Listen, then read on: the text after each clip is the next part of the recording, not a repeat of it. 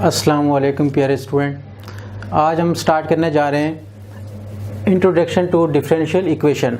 बच्चों, आज हम देखेंगे कि डिफरेंशियल इक्वेशन क्या है और इसकी टाइप्स कितनी है। तो सबसे पहले देखते हैं कि डिफरेंशियल इक्वेशन आखिर में है क्या।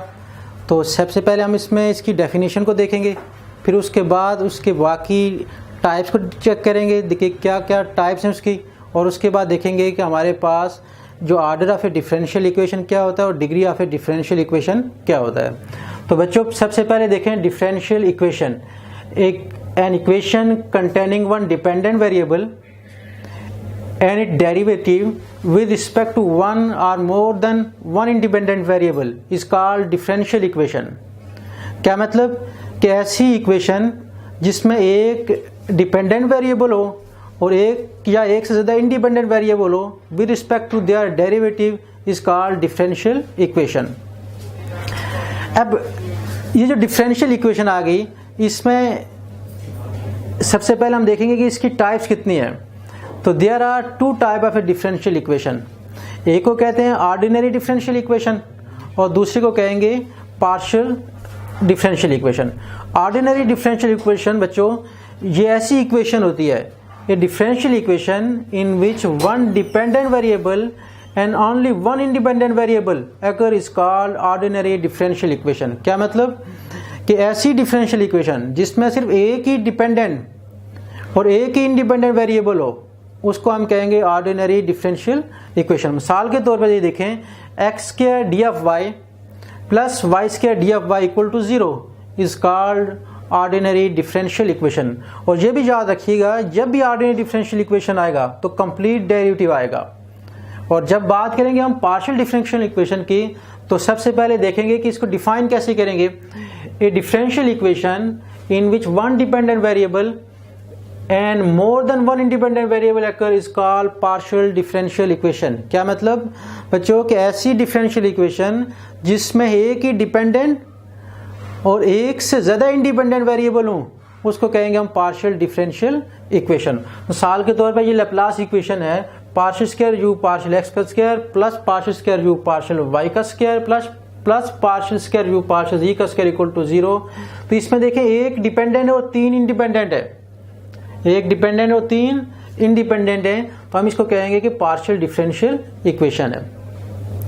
अब स्टूडेंट देखते हैं कि कोई डिफरेंशियल इक्वेशन है हमारे पास, हम चाह रहे हैं कि उसका ऑर्डर क्या है। तो कैसे पता चलेगा वो किस ऑर्डर की इक्वेशन है। मिसाल के तौर पे हम लिखते हैं यही इक्वेशन, लैप्लास इक्वेशन लिखेंगे, partial square u partial x का square plus partial square u partial y का square plus partial square u partial z का स्क्वायर इक्वल टू 0।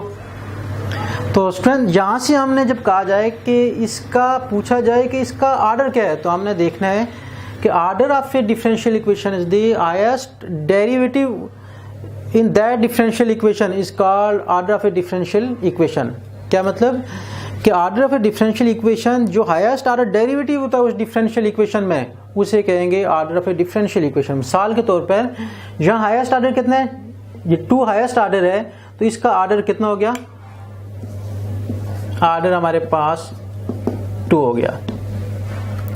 इसी तरह स्टूडेंट हम देखेंगे degree of a differential equation. Degree of a differential equation. तो student याद रखिएगा कि degree of a differential equation जो हाईएस्ट ऑर्डर डेरिवेटिव होता है उसका एक्सपोनेंट होगा, उसको कहेंगे degree of a differential equation. क्या मतलब the exponent of A highest order derivative in that differential equation is called degree of a differential equation. साल के तौर पर इसी एग्जांपल को लिखें, एक्स पार्शियल एक्स का square plus partial square u partial y का square plus partial square u partial z का स्क्वायर इक्वल टू 0।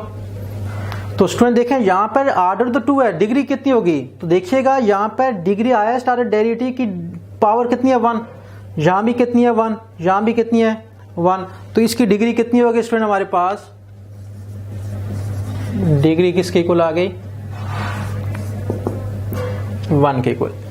तो स्टूडेंट हमने सबसे पहले क्या डिस्कस किया, डिफरेंशियल इक्वेशन कि डिफरेंशियल इक्वेशन क्या होती है, फिर इसकी टाइप्स को देखा। इसकी टाइप्स दो तरह की होती हैं, एक को कहते हैं ऑर्डिनरी डिफरेंशियल इक्वेशन और दूसरे को पार्शियल डिफरेंशियल इक्वेशन। अब ऑर्डिनरी जो डिफरेंशियल इक्वेशन होती है इसमें एक ही डिपेंडेंट और एक ही इंडिपेंडेंट होता है, और जो पार्शियल डिफरेंशियल इक्वेशन है स्टूडेंट इसमें एक डिपेंडेंट मगर इंडिपेंडेंट एक से ज़्यादा होंगे। उसके बाद हमने देखा कोई डिफरेंशियल इक्वेशन है तो उसका ऑर्डर कैसे देखेंगे, तो ऑर्डर देखेंगे कि जो हाईएस्ट ऑर्डर डेरिवेटिव है उसको कहेंगे order of a differential equation, और जो उस हाईएस्ट ऑर्डर डेरिवेटिव का जो पावर होगी एक्सपोनेंट होगा उसे कहेंगे स्टूडेंट हम degree of a differential equation. यहाँ हम स्टूडेंट जो डिस्कस करेंगे वो डिस्कस करेंगे ऑर्डिनरी डिफरेंशियल इक्वेशन को, ऑर्डिनरी डिफरेंशियल इक्वेशन को कि सबसे पहले कि हम देखेंगे कि ऑर्डिनरी डिफरेंशियल इक्वेशन किस तरह की होंगी। तो जो सबसे पहले हमारे पास आएगी वो आएगी सेपरेबल वेरिएबल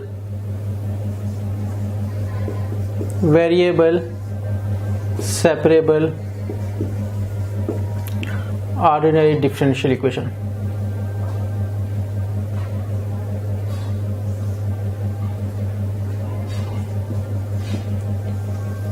तो स्टूडेंट ये इक्वेशन किस तरह की होगी, an equation of the form, A differential equation of the form, A differential equation of the form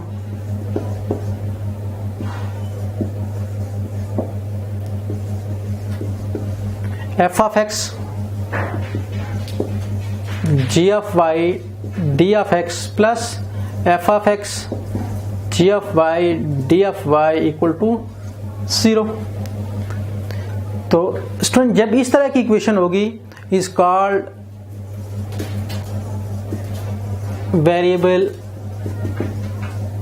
separable equation.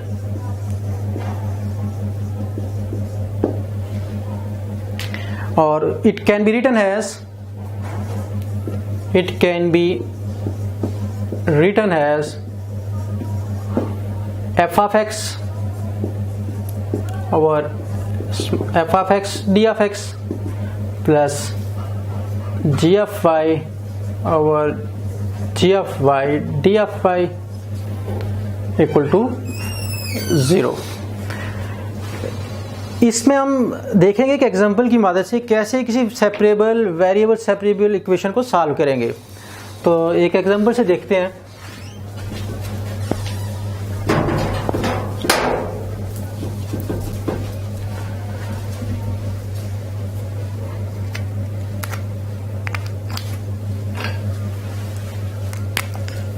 Example है हमारे पास के सॉल्व,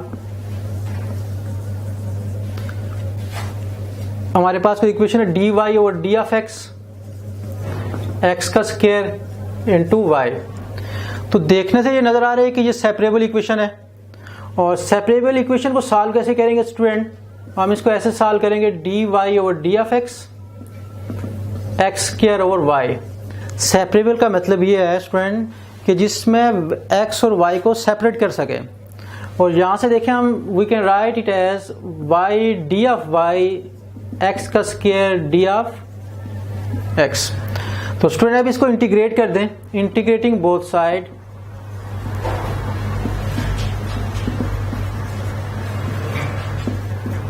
तो क्या हासिल होगा हमें y d of y x square d of x, यहाँ आ जाएगा y का square by 2 x cube by 3 plus c, where c is constant of integration. तो ये इसका सॉल्यूशन आ गया।